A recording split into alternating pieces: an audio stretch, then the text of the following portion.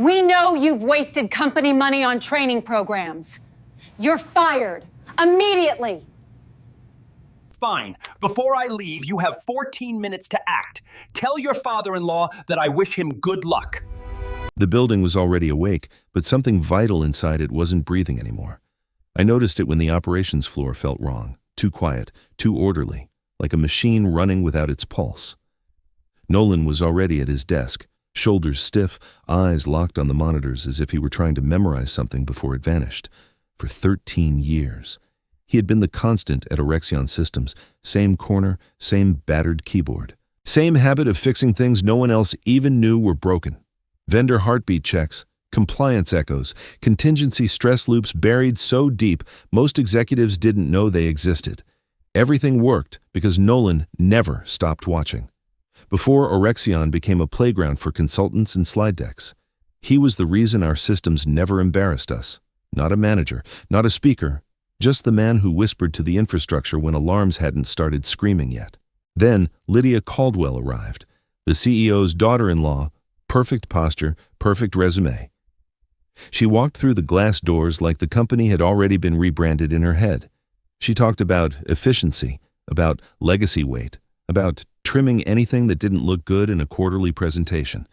She said those words wearing shoes worth more than Nolan's workstation.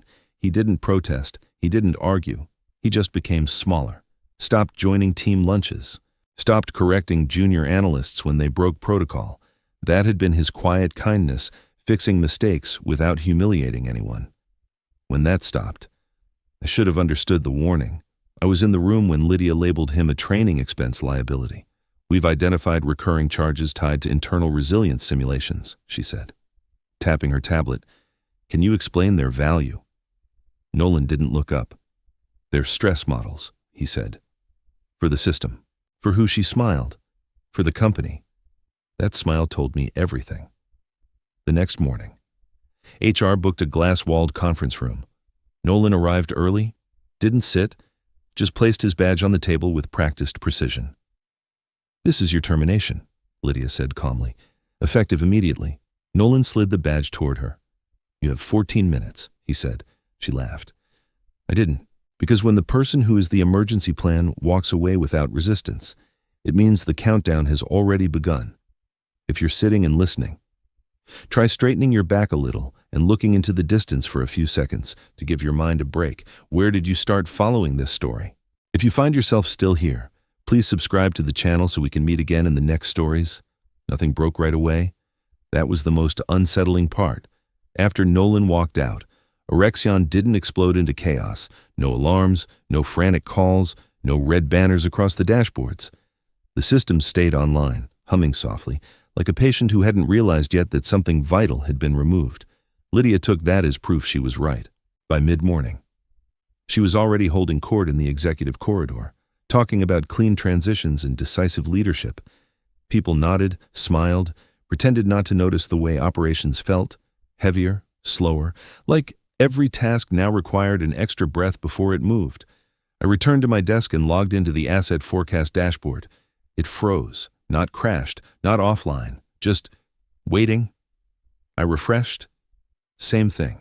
The loading ring spun longer than it ever had, as if the system was thinking carefully before answering me. I chalked it up to network lag and moved on. At least, that's what I told myself. An hour later, procurement pinged me. Everton. Quick question. Are we running a drill? What kind of drill? I typed back. Our vendor authentication requests are being delayed, not rejected. Delayed. That word again. Delayed. I walked down to infrastructure, where the engineers sat unusually quiet. Screens were lit, but no one was relaxed. Fingers hovered instead of typing. Eyes darted between monitors like they were waiting for something to blink. What's going on? I asked. Jake, one of the senior engineers, hesitated. We're seeing verification loops, meaning the system keeps checking itself before approving anything. Like, it doesn't trust us. That sent a chill through me. By early afternoon, small things began to stack up. A regional warehouse couldn't finalize an order. A vendor contract auto-renewal didn't trigger. Finance flagged a delay in reconciliation that made no sense on paper. Still nothing loud enough to justify panic.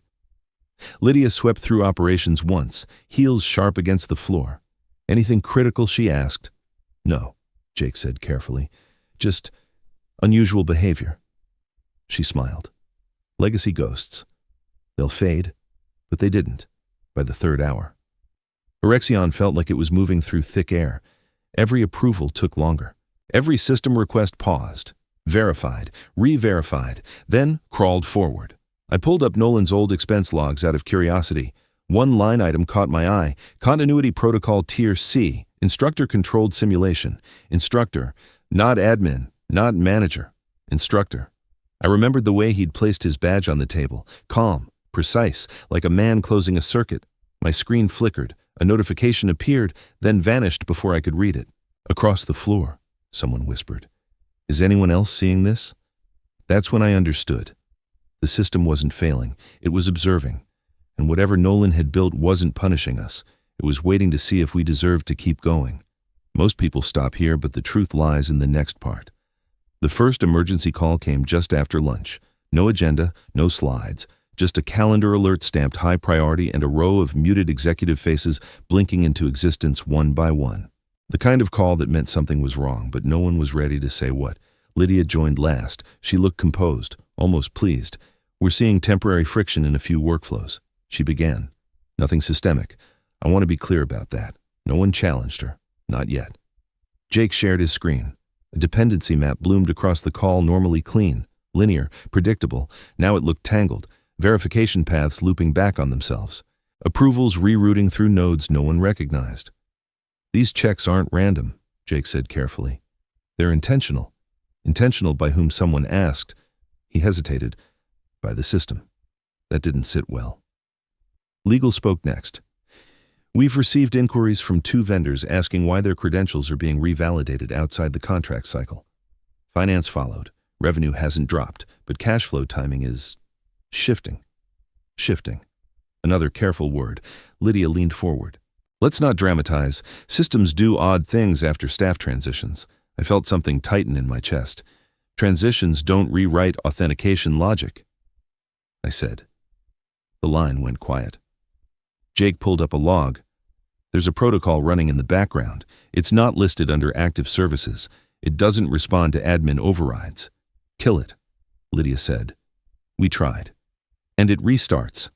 Automatically. Someone swore under their breath. By mid-afternoon. The pressure thickened. Regional teams began reporting the same pattern. Nothing broken. Nothing denied. Just slowed.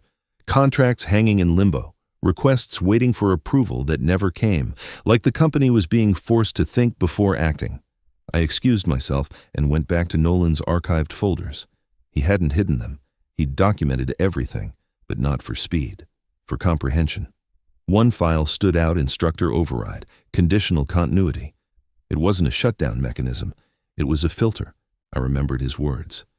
You have 14 minutes, not before collapse, before the primary job changed states. The board reconvened as the sun dipped lower. This time, the CEO joined from his home office, irritation written plainly across his face. Why are my people telling me the company feels hesitant, he demanded. No one answered immediately. Finally, legal spoke. Because the system is enforcing readiness criteria. Readiness for what? For operating without the person who built it. That landed like a dropped plate. Lydia laughed, sharp and short. So what? The system's grieving. Number, Jake said. It's testing. Silence. Testing whether procedures were followed, whether redundancies were understood, whether decisions made sense without intuition propping them up. I leaned back. Suddenly cold. Nolan hadn't walked away angry. He'd walked away confident. Confident enough to let his work speak. And now the company was being measured by a standard it had never bothered to learn.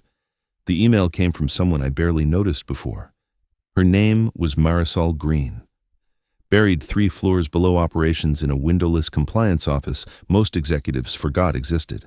She never joined leadership calls, never spoke unless asked. The kind of person systems rely on and people overlook. Her subject line was simple. You should read this. Attached was a report dated 6 years earlier. Continuity Simulation Outcome, Tier C. I opened it slowly. The document wasn't flashy, no executive summary, no bolded conclusions, just Dry language, methodical observations, and one recurring name in the approval chain, Nolan Hayes. The report detailed a ransomware incident overseas, one that never made the news. A near collapse triggered by a vendor breach that would have frozen international operations for days. The only reason it hadn't was because a pre-built simulation had already forced the system to isolate, verify, and reroute without human intervention. The simulation currently running. I felt my stomach sink. Scrolling further, I saw signatures, legal, security, finance, and one name at the top of the final approval, Lydia Caldwell. I leaned back, staring at the ceiling. She'd signed off on this years ago, back when she was still a consultant, back when she praised robust internal resilience in board memos, back when Nolan's work had made her look smart. She hadn't remembered, or worse, she had, and chose to forget. I forwarded the report to legal with a single line. "We need to talk." The response was immediate. By evening, the narrative shifted. Quietly, carefully, legal discovered more archived emails, not warnings, acknowledgments. Nolan had raised concerns every year about continuity ownership. He'd asked for succession planning, for documentation reviews, for training that went beyond slides. Each request had been deferred. Next quarter. After restructuring, not a priority. The system hadn't failed because he was gone. It was proving that no one had prepared to replace him. Operations slowed further, still controlled, still deliberate. Like a teacher waiting patiently while students struggled through a problem they'd never studied for. The board reconvened, this time without Lydia leading. Questions changed. Can we bypass the protocol? Is there a manual override? Can we bring him back temporarily? Legal answered carefully. The protocol isn't malicious. It's conditional. It enforces operational maturity. In plain terms, someone asked, if we don't meet the standard, we don't move forward. I closed my laptop and exhaled. This wasn't revenge. It was accountability. Automated years in advance, outside. The office lights dimmed automatically, a cost-saving feature Lydia had proudly introduced in the half-light. I finally understood the danger. Nolan hadn't designed a weapon. He'd designed a mirror, and Erexion was staring at a version of itself it didn't recognize. The next part may change the way you view the whole story. The question lingered in the room longer than anyone liked, not because it was complicated, because saying it out loud would change who held the power. Can we bring him back? Someone finally asked. No one looked at Lydia. Legal cleared her throat. Technically, yes. His termination paperwork hasn't fully settled. There's a narrow window. A window. The word felt ironic. I watched the faces on the screen, directors, executives, people who had spent years assuming systems were permanent as long as titles stayed intact. Now they were realizing permanence had belonged to someone who never sat at this table. The CEO rubbed his temples. If we do this, it stays quiet. Of course, legal said. No admission of fault. Silence again. Then Jake spoke, softer than usual. That might not matter. Everyone turned to him. The protocol isn't hostile. He continued. It's conditional, even if Nolan comes back. The system won't fully release unless the conditions are met. What conditions? Lydia snapped, unable to hold back anymore. Jake hesitated. Documented ownership, verified redundancy, understanding, trained successors. In other words, everything Nolan had asked for. I felt a strange mix of dread and relief. This wasn't about apologizing. It was about growing up as a company. And that was harder. The CEO exhaled sharply. Call him.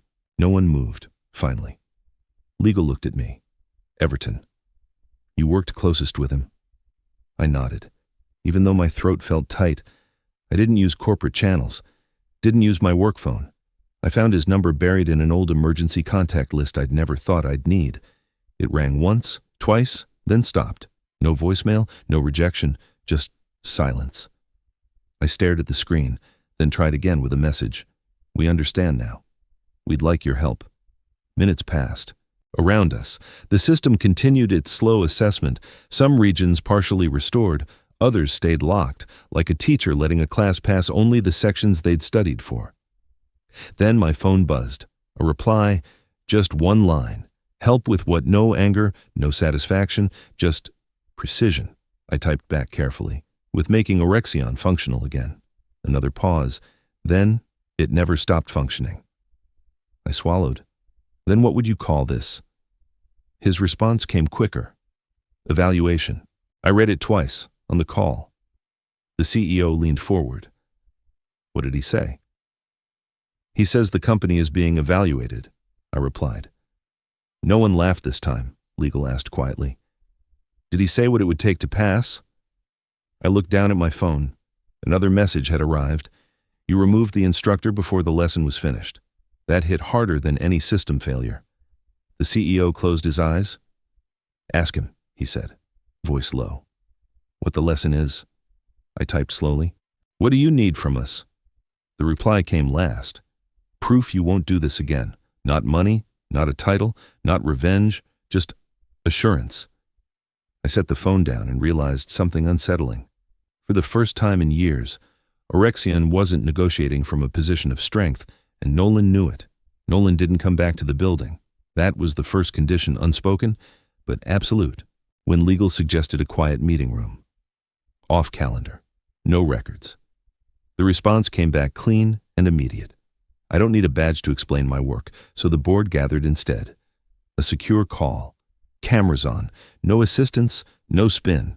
Nolan appeared on screen from a small, neutral space. No company logos, no background noise, just him.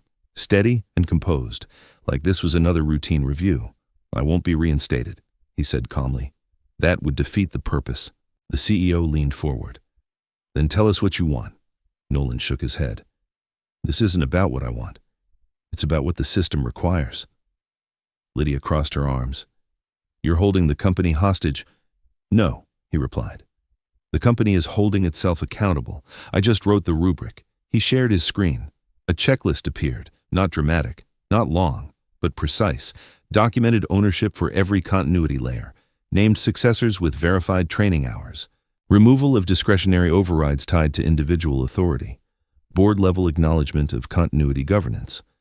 Silence filled the call. These aren't demands, Nolan continued. They're prerequisites. The system won't release without them. Legal spoke carefully. If we comply, will operations normalize, they'll stabilize, Nolan corrected.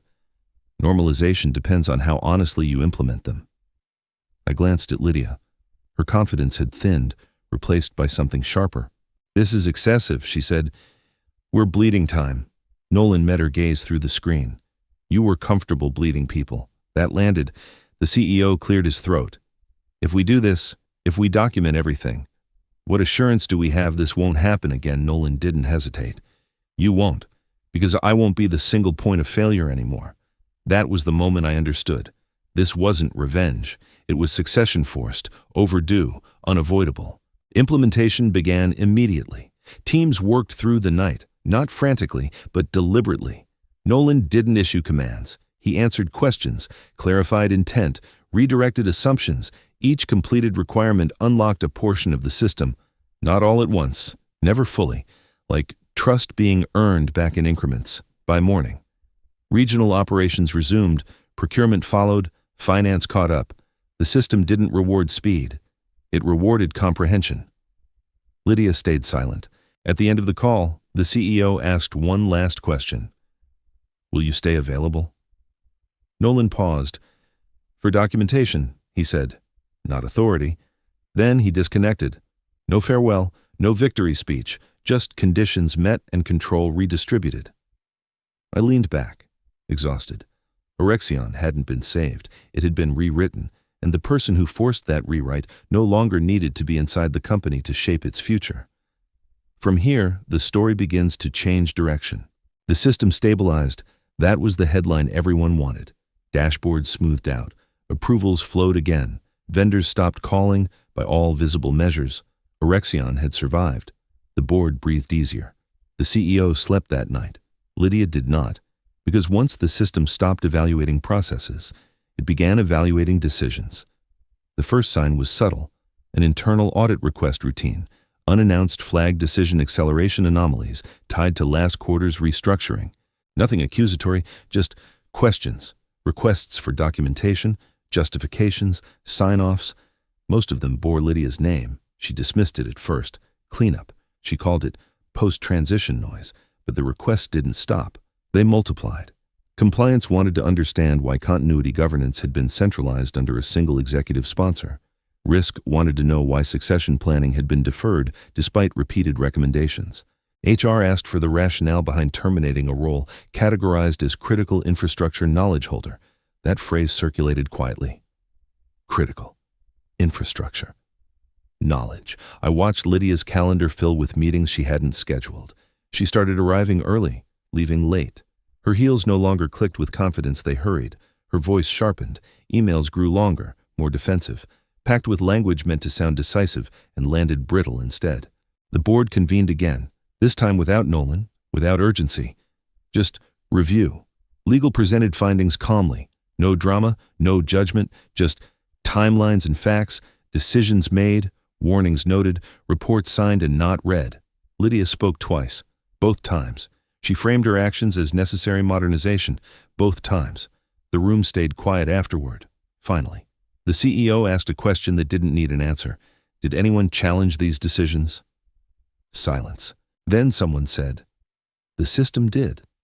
That ended it. There was no firing, no escort, no public reckoning, just a reassignment.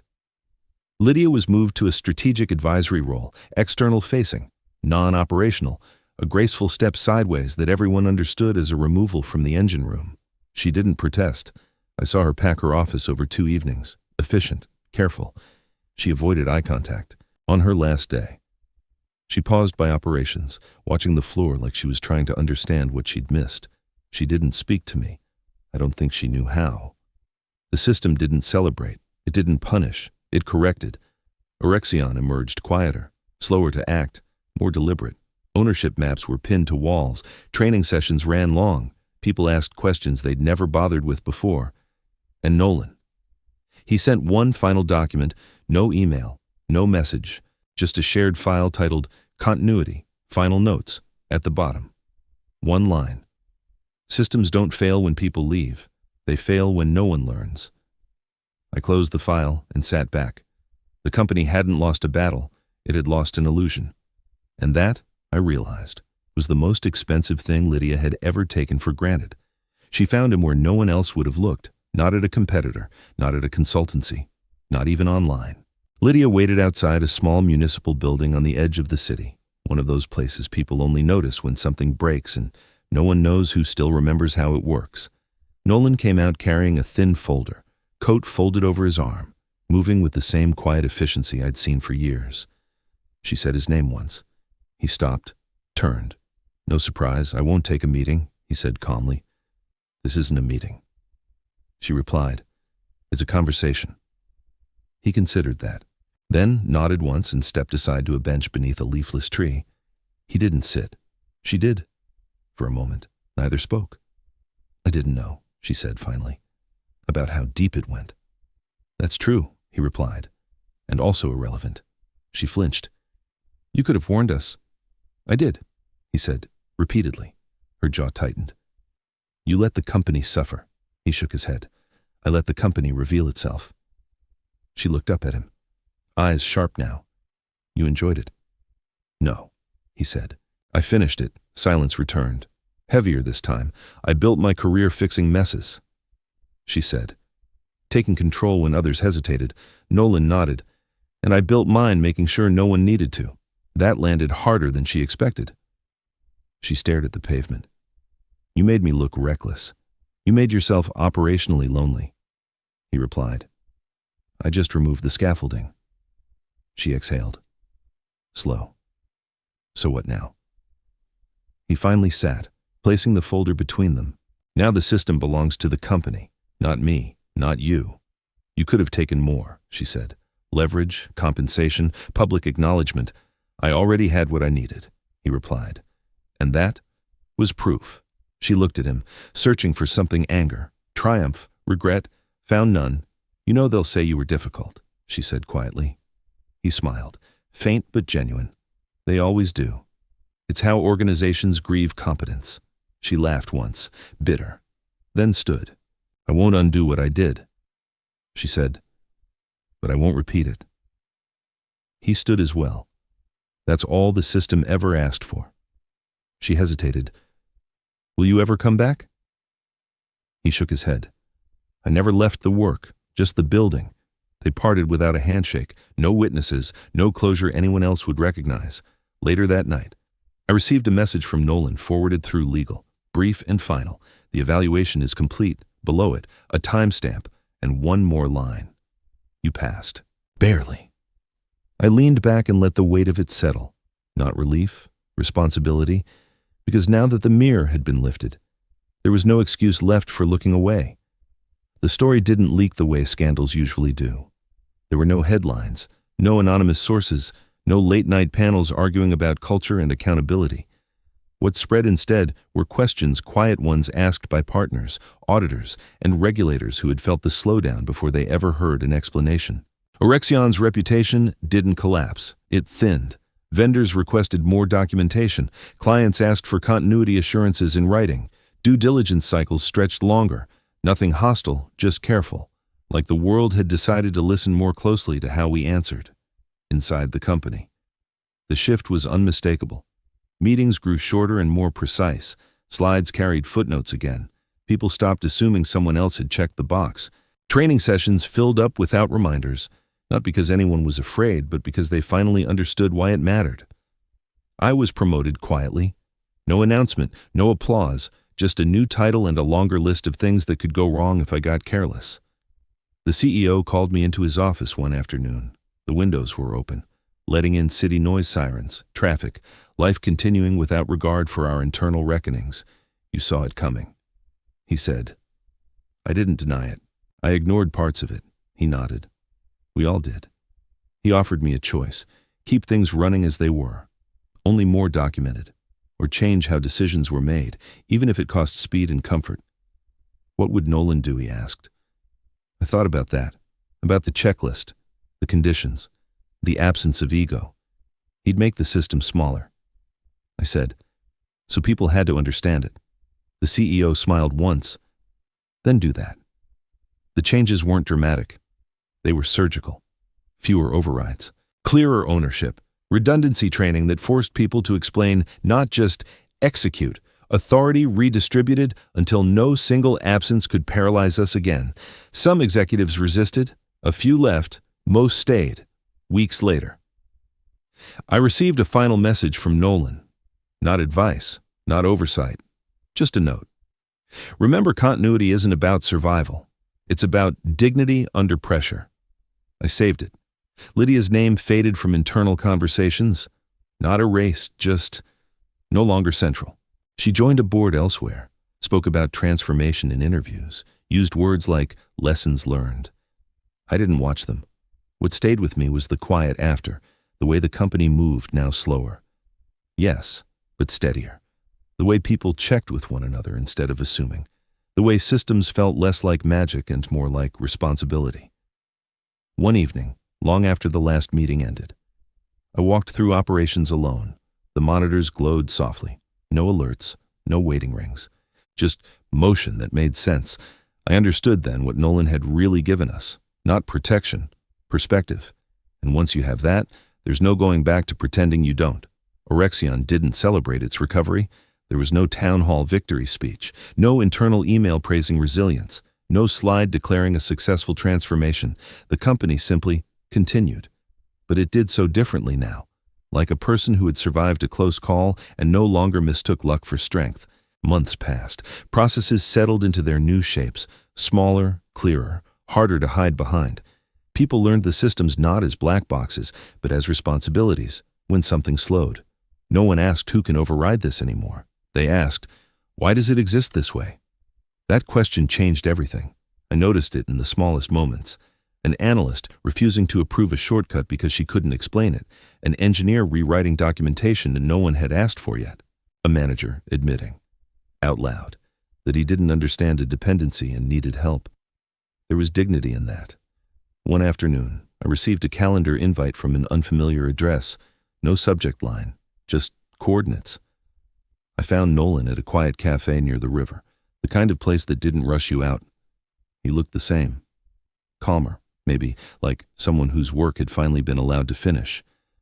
We didn't talk about Orexion at first. We talked about ordinary things. The city, the weather, the relief of waking up without alerts. Eventually, I asked the question that had been sitting with me for months. Did you ever worry it would go too far? He stirred his coffee, thought for a moment. No, he said, because I didn't design it to break anything. I designed it to tell the truth, and if we hadn't listened, then the truth would have been louder. I nodded. Do you miss it? I asked. He smiled, not sadly, not proudly. I miss caring. He said, but I don't miss carrying it alone.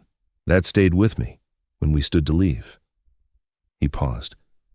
You're doing fine, he said. Just remember, systems reflect values. If you don't like what they show you, don't blame the mirror. That was the last time I saw him, back at Orexion. The company kept moving, not faster, better. The board changed how it measured success, not just growth, but understanding, not just outcomes, but stewardship. And Lydia. She became a footnote, not a villain, not a hero. Just a lesson in what happens when confidence outruns comprehension, on quiet evenings, when the building hums softly and everything works the way it should. I sometimes think about those 14 minutes, not as a threat, as a gift, a pause long enough to choose differently. If you've ever been dismissed as outdated, inconvenient, or too quiet to matter, remember this. Foundations don't shout, they hold. And when they step away, the truth has room to surface. Sometimes, that's how systems heal, and sometimes, that's how people do too. When I look back on everything that happened, I don't think the real lesson was about power or revenge.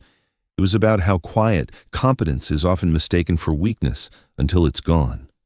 This story reminded me that the people who hold systems together rarely raise their voices, but their absence is deafening. As you were listening, I'm curious, how did this story make you feel? Was there a moment, a line, or a small detail that stayed with you longer than the rest? And where are you listening from right now? If this story resonated with you, I'd love to hear your thoughts in the comments. A simple like or share helps these stories reach others who might need them. And if you choose to subscribe, it's not just for this channel, it's a way of saying these quiet lessons still matter.